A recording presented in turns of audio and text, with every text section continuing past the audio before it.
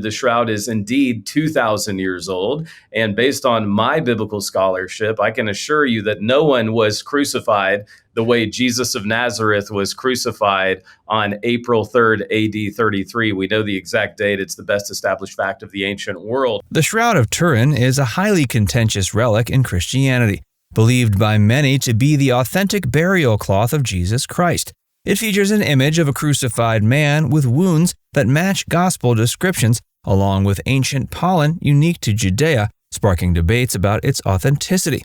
While skeptics view it as a medieval forgery, believers and some scientists consider it compelling evidence of Jesus' existence. Today we're taking a look at the shroud and other relics, examining whether it stands as the strongest proof that Jesus walked the earth. The Shroud of Turin. Science meets mystery. We discovered that when you reverse the colors on the shroud, as in a photographic negative, then what this produces is what appears to be a photograph like an anatomically perfect man, something which is totally unexpected from having viewed the shroud in its natural color. I believe, as do many of my colleagues, that the shroud is that of Jesus, and that the image is due to a very, very bizarre and highly unusual, very unique event that occurred within 36 hours after death, and that correlates to what we know as the historicity of the resurrection. No other artifact of Christian history has undergone the same level of scientific examination as the Shroud of Turin. Measuring approximately 4.4 by 1.1 meters, this linen cloth bears a detailed, almost photographic image of a man who appears to have suffered crucifixion.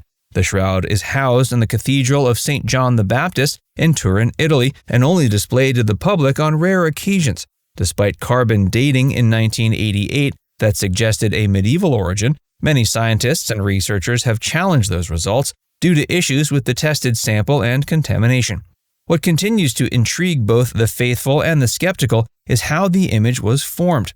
Experts in syndonology, the study of the shroud, have not been able to replicate the image using modern methods. There are no brushstrokes or pigments. The image appears to be scorched onto the fabric's outermost fibers, which would require a burst of energy unlike anything a known artistic technique could produce. Bloodstains on the cloth also correspond with wounds recorded in gospel accounts across the scalp, back, wrists, and feet. Perhaps even more compelling is the forensic data. Blood on the shroud is type AB, and there are traces of myrrh and aloe, traditional embalming substances used in first-century Jewish burial customs. Further examination found pollen from plants native only to the area around Jerusalem.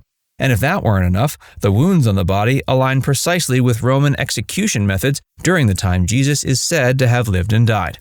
The shroud's journey to Turin spans centuries and continents. The first documented appearance was in France in the 14th century, though some claim it was once housed in Edessa and Constantinople. This convoluted history has given rise to skepticism, yet for every doubter, there's a counterclaim citing physical and historical data pointing towards authenticity. Regardless of where one stands, it's impossible to deny the shroud's cultural and theological impact. The Vatican has never declared the Shroud of Turin as definitively authentic or fake. Instead, it refers to it as an icon of Christ's suffering. The true cross and the holy nails. And believers feel that if they can be in the presence of that cross, be in the presence of that wood, that they can feel themselves connected back to Jesus Christ himself. The nails are an important clue to something, some link to some other historic person. There's only one crucified person that Caiaphas is linked to. And that's linked to Jesus. Among the oldest relics associated with Christ are pieces of the true cross, the very wood believed to have borne Jesus during the crucifixion, and the holy nails used to fasten him to it. According to 4th century tradition, it was Helena, the mother of Emperor Constantine, who first located these relics near Golgotha. She is said to have unearthed 3 crosses and a few nails in an old cistern, one of which miraculously healed a dying woman, confirming it as the cross of Christ. Helena divided the cross into major portions, one remaining in Jerusalem and the others sent to Constantinople and Rome. From there, these relics were further divided and distributed to churches across Europe. By the Middle Ages, so many churches claimed to hold fragments of the true cross that critics like Martin Luther joked one could build an entire house out of them. However, a study in the 19th century showed that all known fragments combined make up only a fraction of a full cross. The Basilica of the Holy Cross in Jerusalem, located in Rome, contains some of the most famous of these relics, including a fragment of the cross and one of the holy nails. These relics were once stored in Helena's converted palace chapel.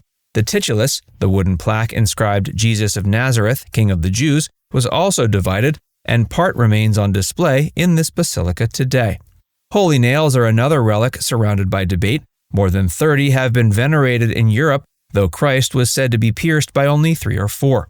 In 1968, archaeologists unearthed nails in a Jerusalem tomb dating from the time of Jesus and showing signs of having pierced human bone, offering insight into what the real nails may have looked like, thick, rectangular, and functional for Roman crucifixions. Over time, holy nails were forged into imperial items such as Constantine's helmet and bridle, believed to imbue them with divine protection.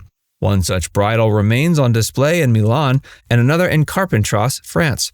In 1576, the nail from Milan was paraded through the city during a plague. When the plague ended, it was seen as a miracle attributed to the power of the relic. Whether the nails are authentic or symbolic, their long-standing veneration underscores how relics helped people feel a physical link to sacred history. The Crown of Thorns and Longinus' spear. This is a thorn from the crown of our Lord Jesus Christ.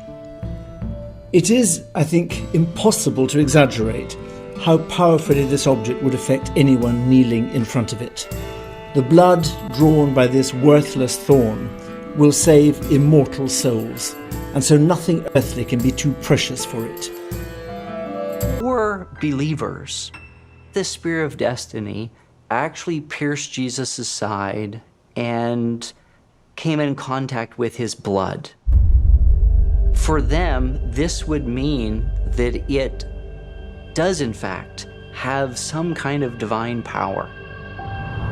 Because you can't touch the holy without being changed or transformed. Another relic, steeped in both tradition and mystery, is the Crown of Thorns. According to Gospel accounts, Roman soldiers mocked Jesus with this painful headdress before his crucifixion. Today, the main relic, believed to be the crown itself, is preserved in Paris, having narrowly survived the 2019 Notre-Dame cathedral fire. It consists of a braided circle of Juncus balticus, a Mediterranean plant, though the actual thorns were long ago removed and distributed. What lends weight to its authenticity is scientific testing on the Shroud of Turin. Around the head area of the shroud, researchers found pollen grains from Gundelia tourneforti, a spiny plant native to the region around Jerusalem. The plant is believed to have been part of the original thorny crown.